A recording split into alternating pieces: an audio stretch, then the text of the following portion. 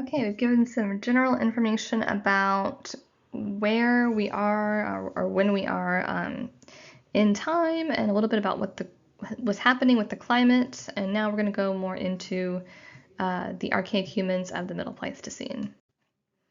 So we are going to go across the globe here and look at some different sites in Africa first. This is called Broken Hill Man, okay? And I think it represents one of the largest sets of brow ridges in the fossil record. So this is an interesting specimen. So in Africa, the two most important archaic human specimens come from Bodo and Broken Hill.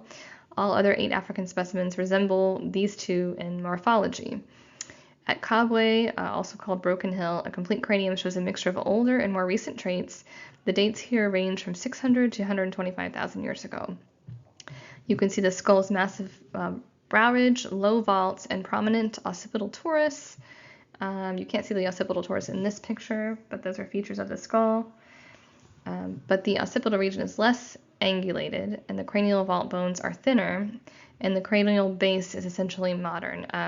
So compared to anatomically modern humans, the brow ridges are bigger, there's a prominent occipital torus, but compared to Homo erectus before, there are some modern features, like the thinner cranial vault bones and a more modern cranial base.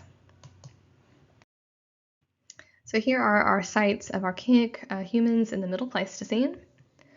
So they are essentially, they're later Homo genus. They're becoming more anatomically modern human, but many of these features are more archaic, and in time they're more ancient than the species that emerged later, Homo sapiens sapiens.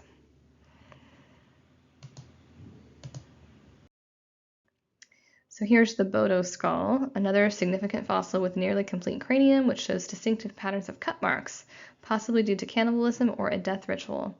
The Bodo skull is dated to around 600,000 years ago. The earliest evidence of archaic humans are Homo heidelbergensis in Africa. As I've mentioned, they can either be called archaic humans or Homo heidelbergensis. So if you want to put a beginning date for Homo heidelbergensis in Africa, this would be a good specimen to represent that. So here are some little cheat sheets giving you data from Homo heidelbergensis or archaic humans in Africa. So the Broken Hill Man dates to 130,000 years ago. That's pretty late for these types of features. And this is overlapping with anatomically modern human even. In Europe, we're seeing Homo heidelbergensis remains at a site called Grandolina, dating at 850,000 years ago. However, they have been classified as Homo erectus as well. So there are, again, is some overlap. Other sites in Europe include Steinheim, Swascombe, Arago, and Atapuerca. Fossils that date to the later half of the Middle Pleistocene, such as Atapuerca, belong to at least 28 individuals and over 4,000 fossils representing over 80% of the Middle Pleistocene hominin remains in the world. So Atapuerca is a pretty famous site with obviously many fossils and many individuals. So here are these sites scattered across Europe, and we can see these big brow ridges represented in all of these pictures. And these are just these archaic features that make them human-like, but essentially not anatomically modern humans like Homo sapiens sapiens. Okay, so the dates here are ranging around, let's just say from 600,000 to 250,000 years ago.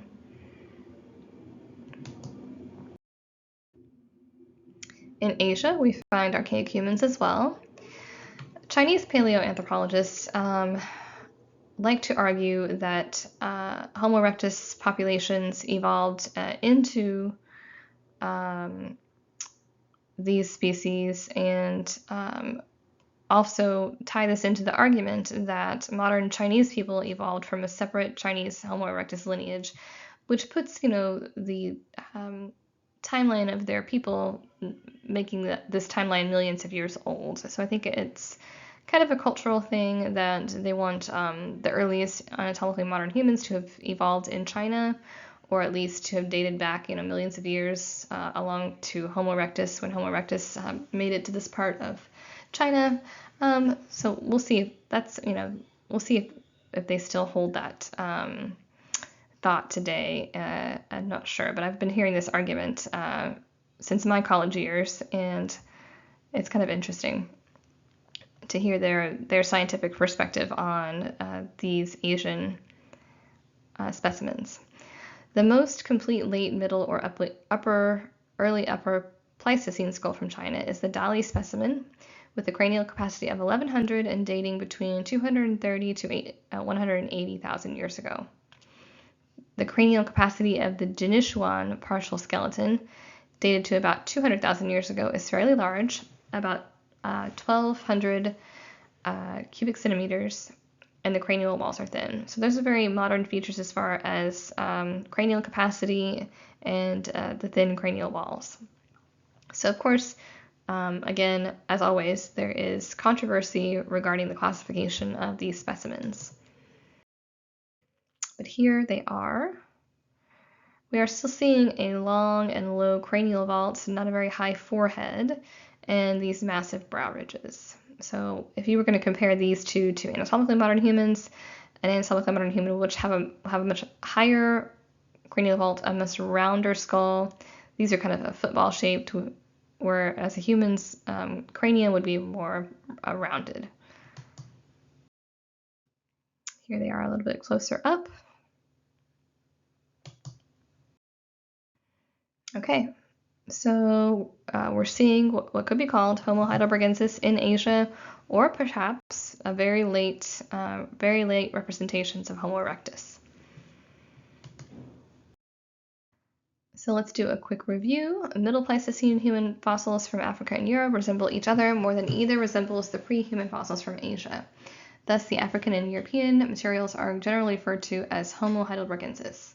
Chinese paleoanthropologists argue that contemporary fossils from Asia, such as Jinishuan, should be considered early members of Homo sapiens. That goes back to the continuity I was mentioning earlier. The African archaic humans, also called Homo heidelbergensis, are thought to have evolved into modern humans.